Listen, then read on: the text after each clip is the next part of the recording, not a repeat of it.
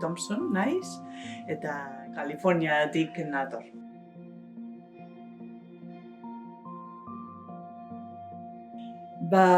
Nire seme alabentzat. Herri txiki batean bizi gea eta oso euskalduna da, eta pentsatu nuen ikasiko dira dena euskeraz eta nire senarrak ez daki ere ez, orduan hasi nintzen, haie laguntzeko.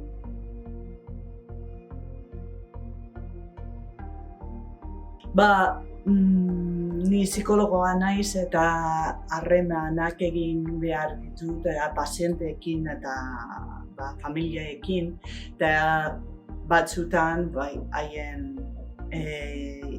haien hizkuntza da eta laguntzen digu harremana terapeutikoa sortzeko.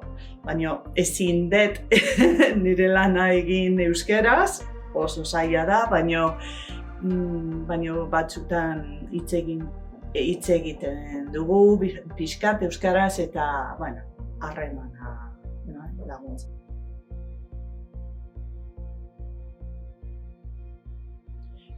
Nei asko gustatzen zaizkit hizkuntzak. Orduan niretzat interesgarria da eta divertigarria da, baina hori zaila. Nei lotxa ematen dit euskaraz hitz egiten,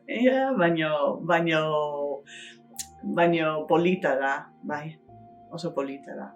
Esfuerzo ere, baina polita.